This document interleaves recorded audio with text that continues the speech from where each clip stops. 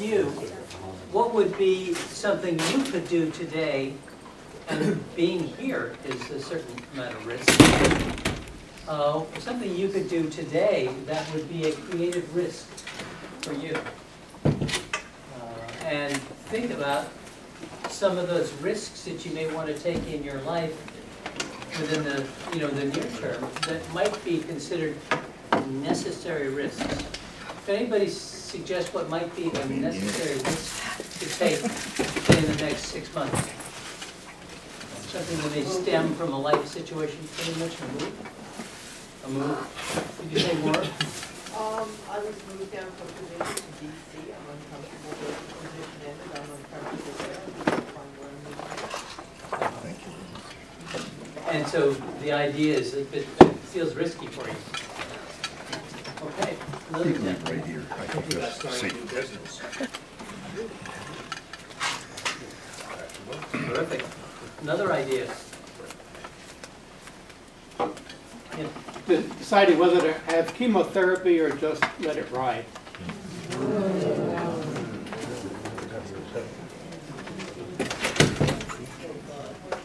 Yeah, if you get to a fork, take it. Yeah. So all these things that Going back to chemotherapy, when I go back to work, I go back to what I go back to what I used to do. So how do we proceed with taking a risk, but also minimize the unknown aspect of it? And here we've got a community of people who have many things on their minds and hearts, who have perhaps faced those decisions, have started businesses or decided not to start a business, have faced chemotherapy and decided one way or the other. And we represent by analogy the resources that are out there. So one of the hard things can be suffering with our risk-taking ability alone and not sharing with others in the wider community some of their lessons.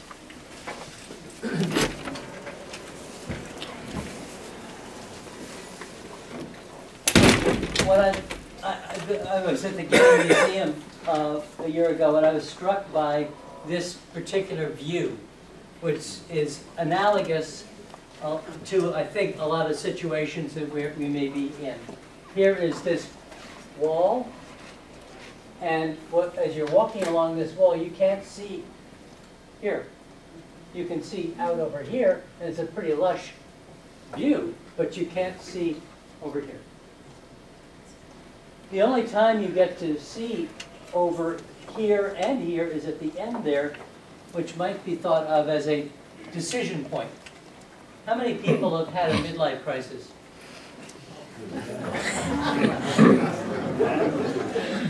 Or, or having. So you have the experience, perhaps, of going to the end here and seeing all the possibilities that may be out there, and also realizing that you've got to choose. It's just not, here was the decision that we made to, find a partner, choose a job, move here or there, and we get to the end and realize, is this all there is? Oh my God, there may be more that I'm not considering. What are my talents? What have I done with them? What does it all mean anyway? And it's at that point of being there where you get to see over more of the landscape. You have a greater view, and the thinness of the present and the future is greatest because you're more motivated to do something that may require riskiness, curiosity, productive curiosity about what is it that you may be missing in your life, and trying to name the change that's occurred within you. So a lot of us make decisions based on who we have been rather than who we are. We can go to here's a reunion. It's all about the past. What have you done since? rather than who are you now? And I would suggest that in one of the ways that we can use this weekend is to talk about who we are now and who we're becoming.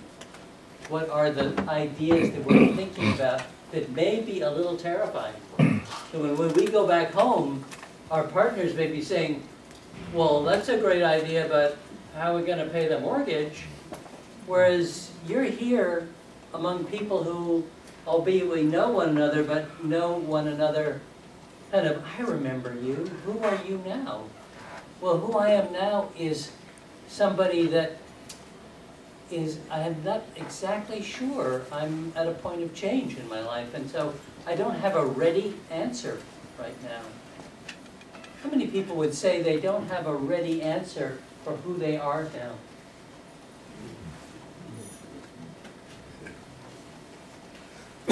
The part of it is realizing 5 years from now we'll look back and say we love Indian cooking, and we love funky movies from Poland, and maybe I'd like to learn more about film history or whatever. But we can't say that right now because we've just been to a couple of Polish movies and we've been talking about it, but can't say that I will be a resource or somebody who's got a lot of energy around that idea. And so part of it is trying to listen to who we are now and try to anticipate the change that will happen. One way to do that is to try to name those things that will happen.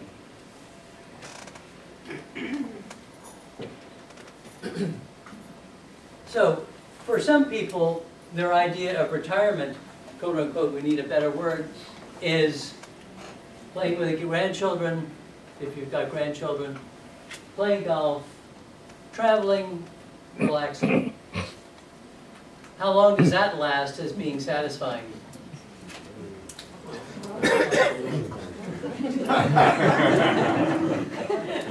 It can be perfect for the right person at the right time, and depending on where you've been and what you've seen and not done and whatever, it can be great. The problem is, being in this kind of capitalist culture, everybody's got the bidding for your time and your resources. Take this course. Go to this reunion. Do all these things that are, that want you to be part of it. And well, it's not a bad idea going to this reunion. Not a bad idea, going and having a party and having Delmonico steaks on Saturday night if you're in the class of 65. I hope I'm not blowing a secret. But there is a vegetarian option. So given the push of the marketing world on your time, if you could just sit back and say, yeah, I'd love to go on a trip to the Caribbean. I'd love to sign up for the golf lessons. I'd love to go on an Earthwatch tour. Great. What's wrong with that? Well, when you think about it, you could do any number of things, but what do you need to do? And this becomes the issue of what is essential to who you are becoming. What do you need to do? You can do many things. You can fill your time in many ways, but what do you need to do?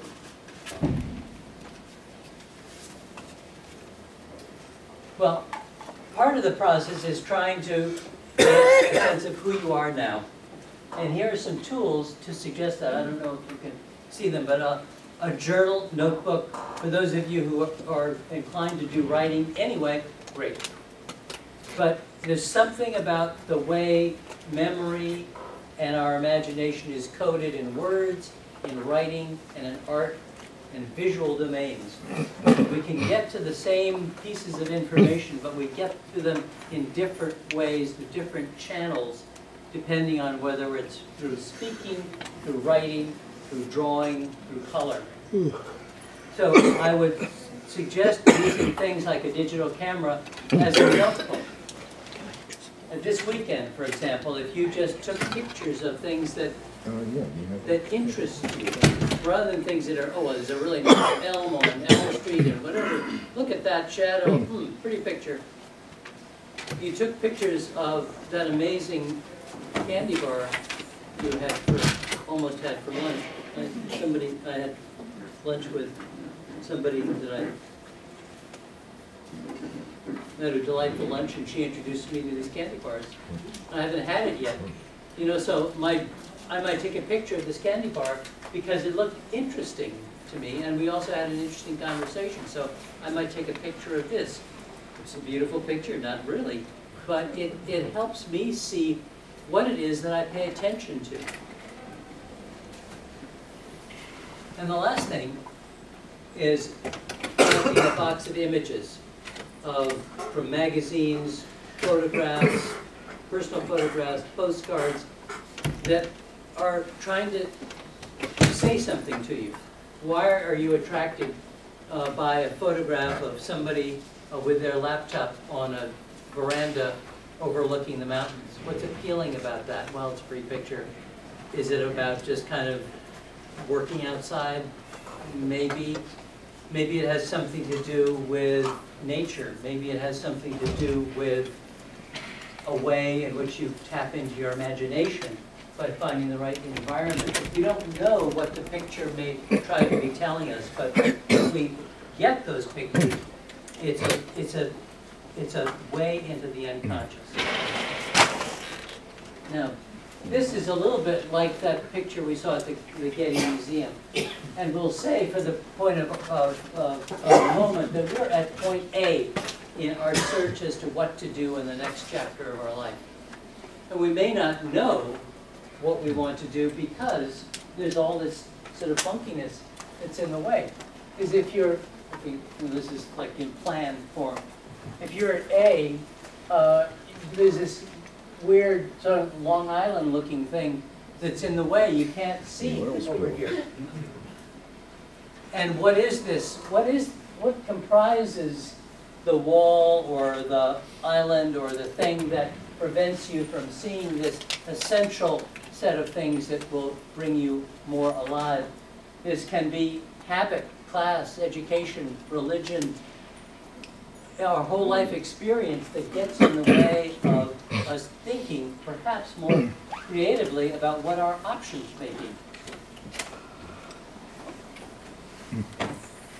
So the task is to think about a set of experiences that will bring us to B, from which we can see C.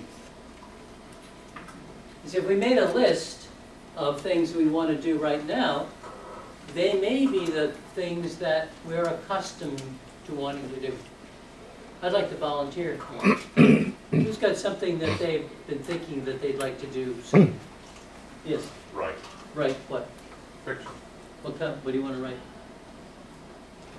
I've got a particular story I've been working on for in my mind and write for about 10 years about. Really? Yeah. Can you say what the theme is? It's a theme about, well, the title of it is basically liability, but it's where no one tells the truth. Everyone in the story is lying. And it's Liability. Yeah. Wow. Great. Now, you've been thinking about it for 10 years. Probably longer. Longer. Okay. I Now, can't finish it. That's the problem I had. Oh, man. how are you going to find the ending? I have to retire. Well, maybe you won't find the ending until you write it. And I'm wondering if you started having this 15 years ago, if there are antecedents to that that made it so appealing, and I'd say appealing in a lot of different levels, it's caught you, it's still 15 years later, you still hold this as an idea. And what's wonderful to do that, but wonderful also to test it out, because holding something for 15 years could be occupying valuable dream space that is better suited to a more real theme.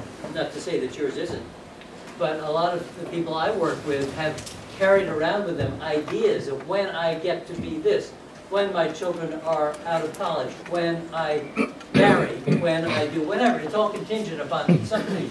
I will then. But then the then point arrives And it feels really scary. Didn't Hard to it do it. then? Because what happens if the thing I thought I wanted to do, actually, I'm not very interested in it. It was something that I always knew that at some point I would do it, but I haven't tested it out. So this is a point to test those things out, because what if it isn't really the thing you want to do? And better to go through the pain of realizing that, of giving that up, to provide space for something to move into its place. So part of this process of getting to be might be testing out some of those ideas. One client of mine was a dancer, and for 30 years she maintained this idea that she wanted to go back to dance in some way or other. And she did. However, when she started, thank you for walking on that paper.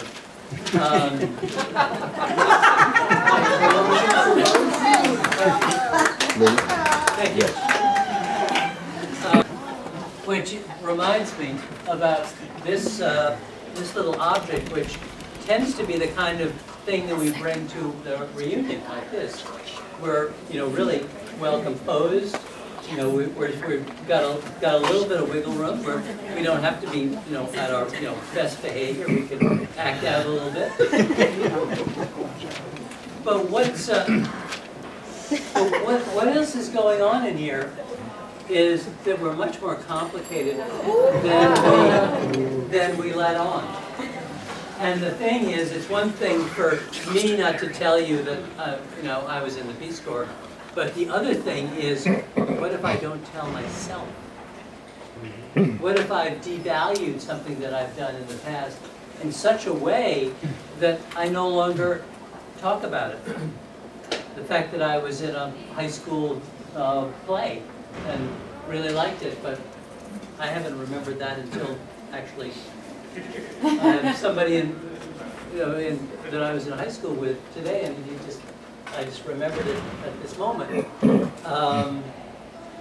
Those things that we've forgotten that may be worth reacquainting ourselves with. And these are not just the things about, being Valentino and, the Shakespeare play, but the fact that I spent time with my mother as she died.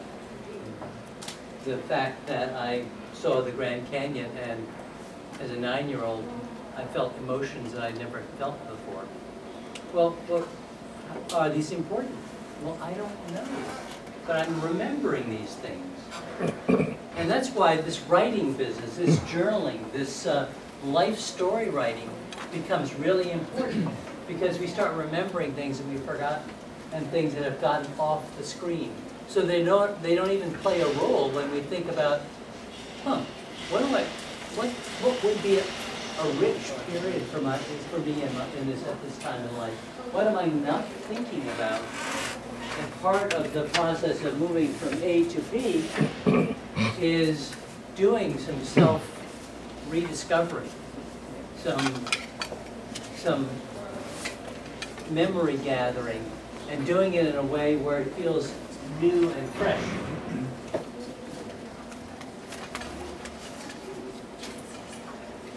And this might be a good time to actually write our autobiography. Now, get ready, take a deep breath, because you could write your autobiography.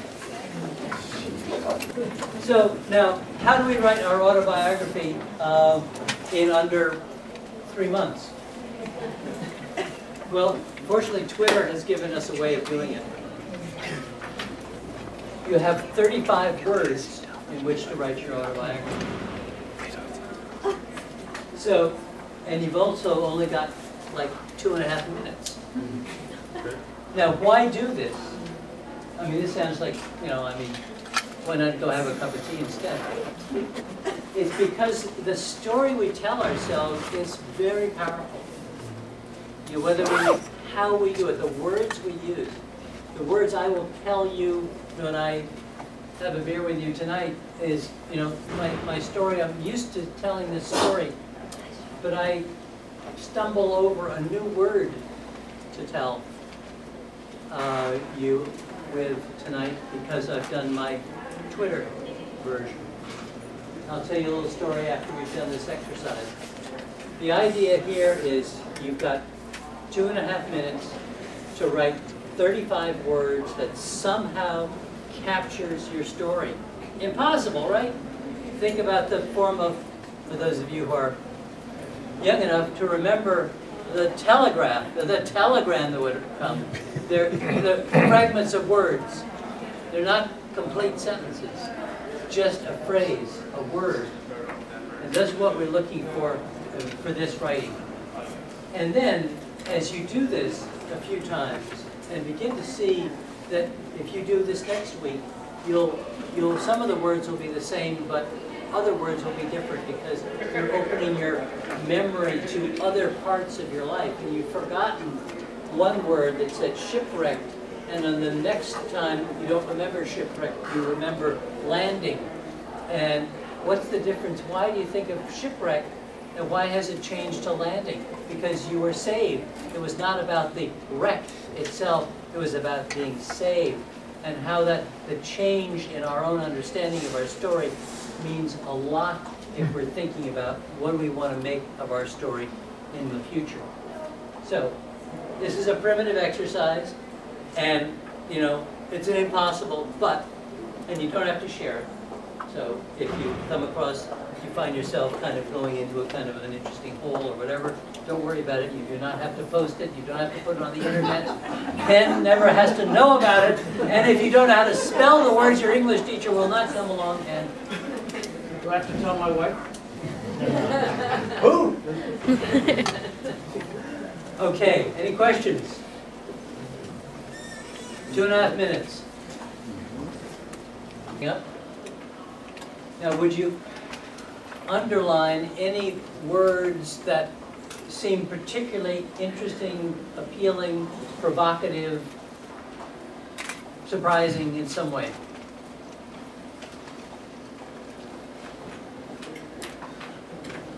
Would somebody be willing to share one word with us? Yes? Gift. Gift. Another word. Stickball. Do it again? Stickball. Kickball. Stickball.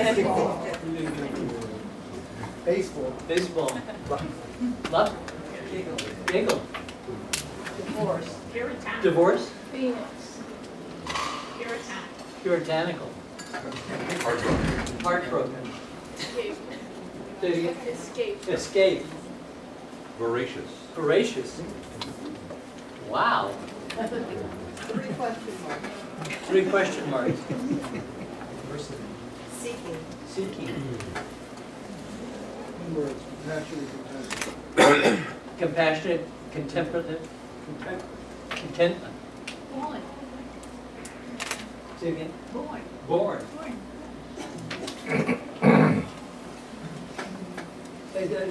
There's so many layers to almost all of these words. They resonate through time. These words suggest that they are maybe circulating around. They're coming back in one form or another. Now, could you imagine doing this again in a week? Could you imagine doing it again in 2 weeks? Would it be different? Would it be the same? Some the same, some different. And what if we think of these words, these 30 words, 35 words as icons, a word and a phrase like born, and you click on born, what are the associations? You know, one association is our own birth, but maybe actually we were born at a different time. We were physically born at one point, but maybe emotionally, intellectually, spiritually born at another time, or other times. But somehow the word born carries a certain sort of power and image that helps us think in the layered way that we need to think about what really matters.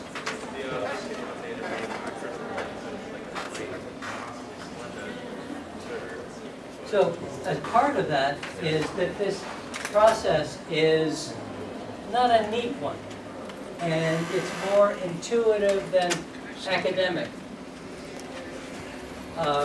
Because we're kind of, if you think of that, this is an analogy. This is more like herding cats than trying to find the, you know, the formula. What makes sense? I lie awake at 4 o'clock in the morning, realizing that I've got to paint something, but that doesn't make sense because I don't have time the next day to do that. And yet, I have to find some way of honoring. Okay, so let's look at 3 different ways of gathering data for ourselves that may be useful at this point. This is the scientific part of the afternoon. To look at those things that are fun for us to do. And fun, of course, is much more complicated an idea than it first seems.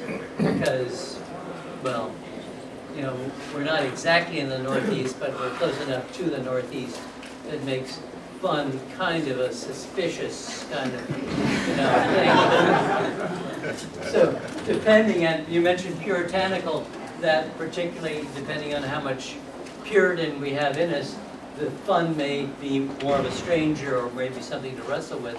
But nonetheless, we're kind of like, we can't just use that word and substitute your own phrase for it. What are some of the things that you do for fun? And by fun, these are the things that we do of the moment. They're valuable in the moment. We don't care so much about how well we do them. They just spring up to us. Would you write down 2 things that are fun for you?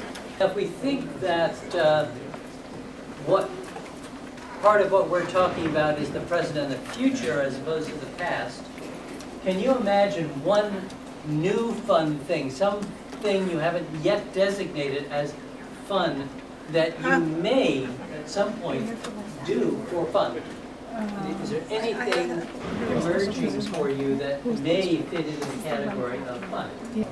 Going back to school and learning something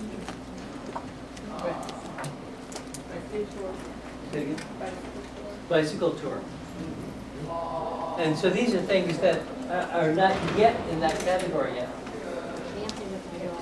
Dancing with your dog.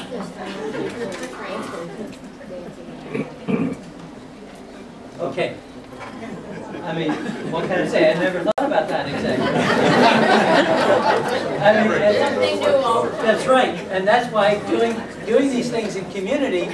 How many of us would have thought about dancing with our dogs? I don't know, not that many, but you know, there are all these. We learn from one another. It's like that. Oh my word! You know, who would have thought that? You know, surfing. If you were talking about 50 years ago, surfing. What is that? Oh my word. All right, so we've got 2 familiar fun things to do and 1 potential fun thing. And it's pushing the envelope to sort of be inclusive about what might be fun. That, you know, listening to, you know, Amy McDonald on the radio, you know, it's like, well, that's sort of interesting, but, you know, is this going to be fun? Am I going to put her into a new category? Is she can be one of the fun people that I listen to? Second, it's enrichment. Now these things, you mentioned going to school. This may segue depending on what it is that you're studying.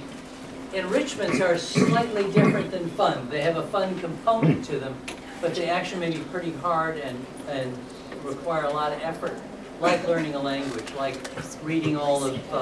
is there anybody who's read all the works of...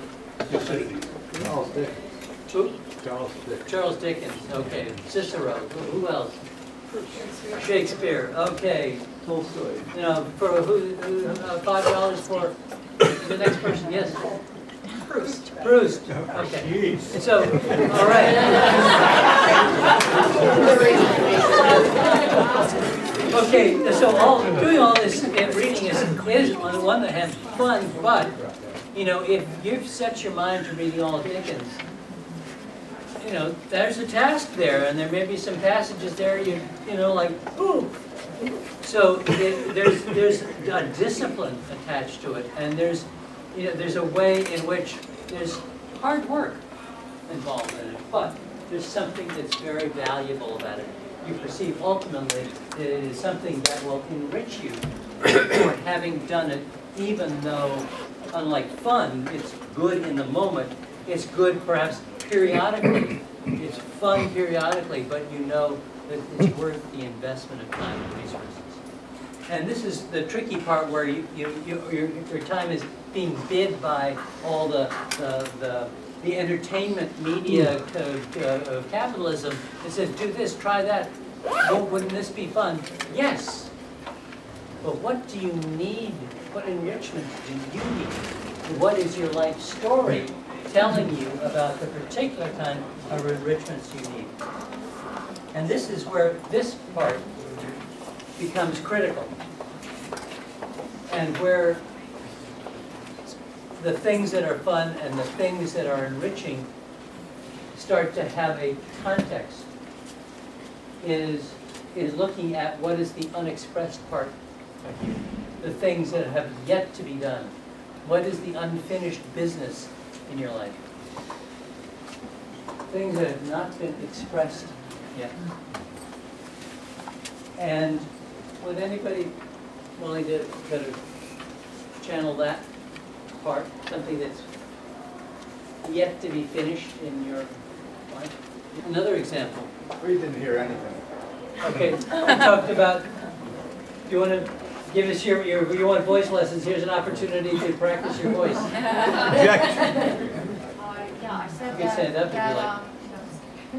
I said that I grew up, actually, as part of the singing family, when most of my siblings sang, and grew up singing in glee clubs, choruses, musical theater, grade school through undergrad, and then moved away from it, and now I'd like to get back to it, and I want to take some voice lessons and possibly join I guess you say, semi-professional group somewhere. Get that? Got it. All right, so referring to family history, family story, perhaps, you know, I know nothing about your story, but just thinking about other people that I've worked with, some of these this unfinished business relates to family stuff. You know, I've always wanted to be a scientist, but my family valued the arts. You know, so whenever it was the time to go left, I was encouraged to go right. You know, it can be the thing that we know underlying everything else that we've done. There's been another voice, another aspect of ourselves that is looking to be expressed. And it's this time to be in touch with all this, not for the sake of saying, oh my God, you know, why did I do that? Why didn't I? But to see it as not as a road not taken, but as a road yet to be taken. And perhaps in a way that we do it in a way that's much more kind of sophisticated and mature than if we'd done it when we were 20 years old. So it's the intersection of these three elements that can be extremely dynamic. And I'll just tell you a story from somebody who had a very complex family. They did not speak to one another. And one of their unfinished businesses was to have some way for that family to talk to one another. The person was also interested in music and theater, and the fun part was they loved to travel. So by constructing this matrix of things that were fun, things that were enriching, and things that were unfinished, what happened was the scheduling, the arranging for a family reunion in Dublin during the time of the Abbey Theatre Festival. where people had the opportunity of selectively being with one another. They could go to pubs, they could go for walks, they could go to the theater together or not. Whereas everybody knew that the idea was they were trying to find a way to connect with one another. And as a family, it was probably impossible to do that, but as individuals, meeting on street corners and listening to music together, there may be a possibility to connect. So there was a way in which these three domains intersected and made it an enriching opportunity to do something that was otherwise very difficult if we were all to meet at the Howard Johnsons in Cherry Lane, or there's some Cherry place I noticed we passed. Cherry Hill, thank you very much, in a parking lot, and to talk about, you know, why Mother never loved us. You know? So that's you know, it's like, but you got to find some way of having that conversation. How do you do it? Maybe you do it in Dublin during Theatre Week.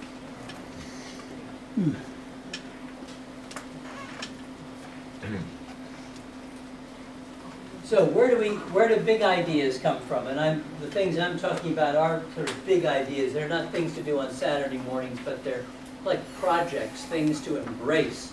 And they come from some of the things we've talked about: life story review, current and personal world events. This is part of the process of paying attention to what you pay attention to. What are the things that bring you to tears in the news? What are the things that you pay attention to in conversations? What are the conversations you no longer tweet to? You know, I always used to like to talk about, you know, Rudolph, and I don't care. Actually, that subject bores me now. I really want to be talking about, and this is a rediscovery of what, you know, for those plant biologists will know as tropisms, those things that we naturally grow toward. The plants grow toward the sun.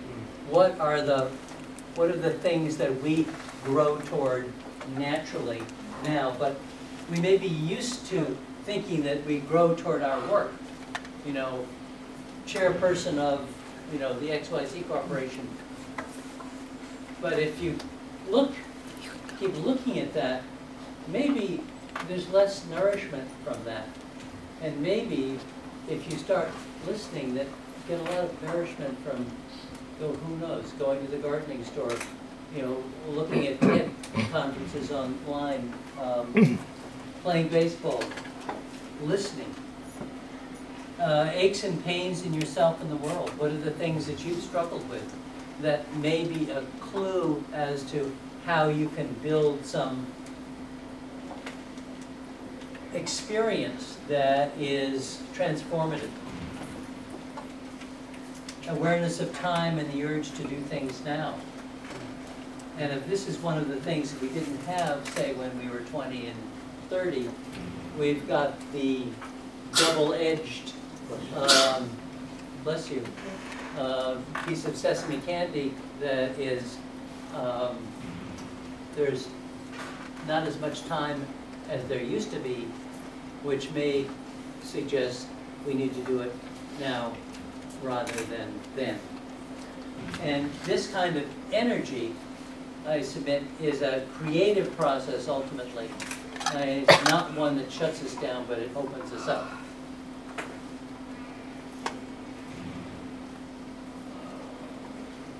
Now, some of the databases we may use are basement, either literally or figuratively. And some of the things that we thought we'd thrown out, things we were done with, actually can be there's a lot of important data there. Looking at relationships with certain family members and how their life story may have something to offer us. Life-shaping experiences. If we had more time, we'd make a list of those experiences in your life that have really helped determine who you are now. And these experiences really have a lot of life in them for the future. It's how we acknowledge them. And if you you know, don't acknowledge the fact that you were a great cook when you were a kid, and don't see that as a life-shaping experience, it's not. And yet, you keep thinking about, you know, you're kind of wondering what's going on, what's the action going back in the kitchen of that restaurant. And that looks really interesting. And if you've forgotten that you were a great cook as a kid, that you may discount that impulse to wander back into the kitchen and wonder what they're doing. That this provides a link, these life-shaping experiences provide a link to the present and possibly the future by remembering actually there was continuity about cooking. There was continuity about certain kinds of things. And it's opening up through these ridiculous Twitter exercises, and for those of you who are into it, you could actually write the sucker. You know, you could spend, you know, 5 hours writing your life story. You don't have to just do it in 2.5 minutes. You could spend 3 weeks doing it. You could spend half an hour a day doing it. And just imagine what would surface if you, in fact, wrote a concise version of your life story. So what do you notice and why? This is where the camera particularly comes in. What do you notice about being here? What do you notice out there in the world? What are the things that agitate, interest, absorb you? And often there's some connection back into our own story. Well, what are some resources? Well, you know, there's meditative resources like the tea ceremony, places where you can think about constructing an environment where you can experience your own story, some expressions of different ways. David Hockney here, where he paints his life story, finding different ways. It's not just the ruling, the writing of it, it's the expression of it. And one of the interesting other Twitter-like experiments is to assemble a dozen objects that tell you about your life. For example, if you had to talk about your life in 30 minutes, what objects would you use to help you illustrate your life story? So that can be another way of getting at some of the themes in your story. Here's some books here that talk more about kind of the things that we're talking about. And then the importance of taking action. And in all these pictures, this is expressive of the action that was important in each person's life. This person up here decided to go for being mayor of Hamburg. Turns out he didn't make it.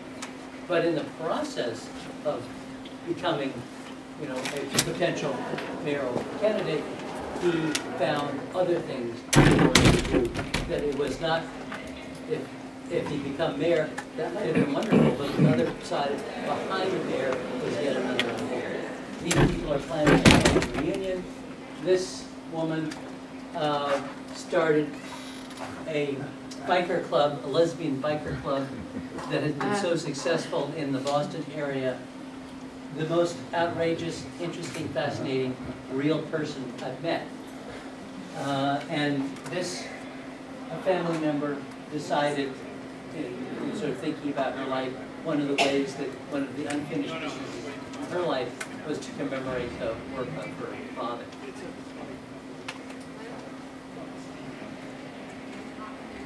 This is a picture. This woman did one of her unfinished pieces was her relationship with Hungary. She went back to a village in Hungary that her parents had come from and documented that and brought back a doll that was symbolic of her journey. Rituals are very important for this process, and I'm speeding up here because we have to stop in 5 minutes. And here is a guy who started painting because it seemed like fun. And then he started taking painting lessons because, you know, the fun turned into something that he became, you know, dedicated to. And then in the process of learning how to paint, he discovered he was painting his life, and that he was discovering that in a way that therapy or words or whatever couldn't.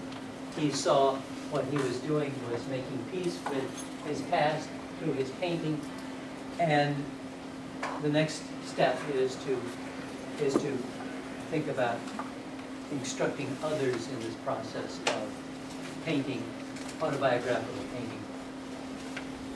So once we begin this process, we can't tell exactly what's going to happen. It has a life of its own. But I think about this primitive little metaphor here of this paper, and I would invite you all as you leave to walk on it, to leave a trace. And what may come of such an exploration is to help articulate for you what that trace is.